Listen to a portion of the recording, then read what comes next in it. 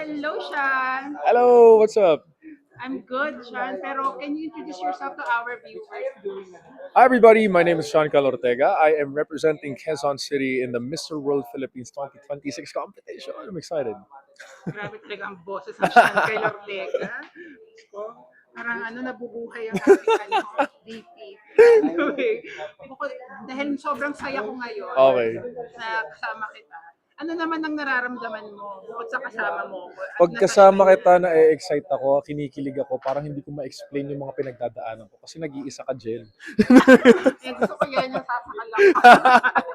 Anyway, going back to Sean. Aji. So, today you really had a very lasting impression. Wow Grabe. naman. Thank you. Parang ikaw ang suki ngayon naming mga press. Nax. Anong nararamdaman mo doon?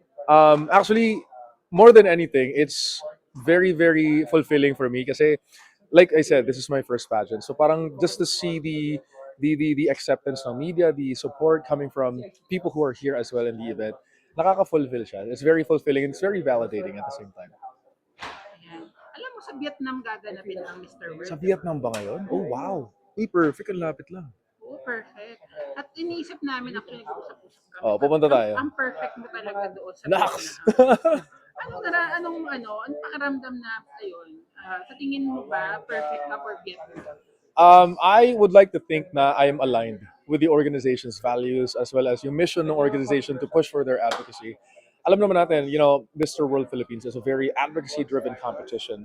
I would like to think that I fit the mold that they're looking for because, of course, I know in myself I also represent the values and identity of a modern masculine individual, as well as yung advocacies na gusto rin ipalakad ng Mr. World. I feel I will align with the organization very, very well.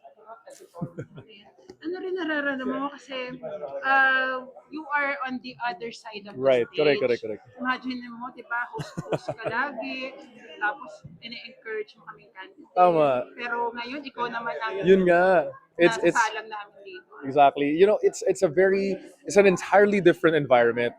The pressure is there. Hindi ko ina-expect na ganito ka pressure, ganito ka tutok sa akin yung mga tao. Kasi, as a host, nakikita ka lang nila, you're the one who commandeers the show, but you're not the one where the spotlight is shown on. So having that spotlight shown on me is an entirely different feeling. So I feel like I need to learn so much more about how to control my emotions, how to control my thoughts, and how to articulate the things that I want to say to the questions that are thrown at me as well in the competition itself. So ang dami kong kailangan matutunan. So I'm already on the path of, mastering the art of being in a pageant. Tulad ng mga nandito, yung mga kasali, mga veterano. It's my first time.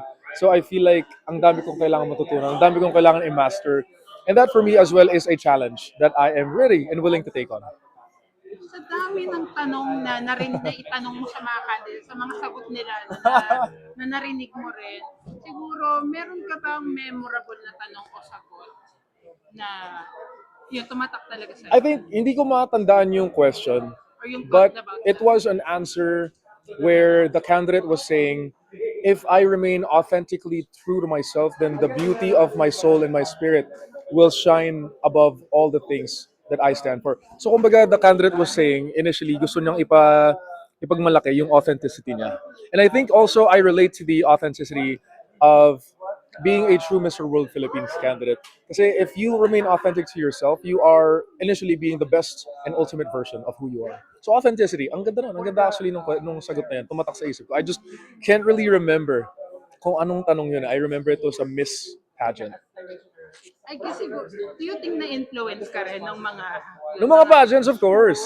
Napakalaking influence as well nung mga nagiging pageants na na-host ko because I also learned the value of active listening.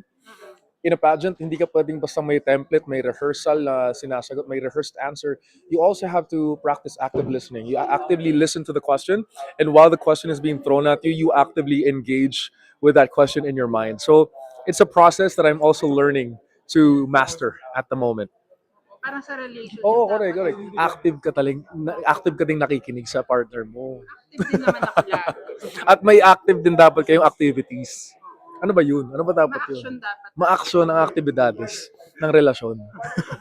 Pero in fairness grabe speaking of activities, Oo. talagang hindi ko talaga kinayang pag-cartwheel mo nung Utang ina. Dances of the World. Saan mo nakuha yun? Oh my gosh. Alam mo, nag-ano ako, last minute yun kasi hindi ko alam actually na kailangan pala lahat ng candidates mag-Dances of the World. So required pala yun. That's basically our national costume competition. So the night before, kumuha ako ng choreographer, Sindao Dance Guild Philippines. Parang 12 a.m. na kami nakapag-rehearse, natapos kami 2 a.m. So 2 hours of training right before the show. 2 hours of choreography right before the show. Buti na lang nakakuha ko yung ibang steps. And ayun, it's all thanks to the choreographer. Grabe. Hindi ko talaga kinaya, pasabog ka lang. Siyempre, first time dapat ano na to, lasting impact. Pero ayan, Mr. World is advocacy driven. Very much. Meron ka, pwede mo ba kang bigyan ng Idea. idea ng Sure. Tulad ng sinabi ko, I'm somebody who utilizes the skill of communication very, very fondly and very beautifully. So, yung advocacy ko leans toward empowering people to also see that they have the power to change the narrative of their lives through the power of communication. So, if you are somebody who masters the art of being confident in the way that you communicate, pwede mong i-open yung mga spaces for yourself. You can open doors of opportunities. With this, you can also become a very, very disciplined leader. Ang daming pwedeng mangyari if you just master the skill and art of confident communication. So my advocacy leans towards this. It's an initiative that's self-sustaining. Ayan. May naalala lang ako na. Okay. Pero lastly, sige, anong message mo sa mga supporters mo? Sa mga tumatawag sa yung daddy? Daddy, mga anak. Ayun, so mga anak ko dyan. And of course, the supporters that are giving me all the love and support. Napakalaking bagay ng suporta ninyo. You have no idea how much this support means to me, being somebody who is a newbie and a newcomer in the pageant scene.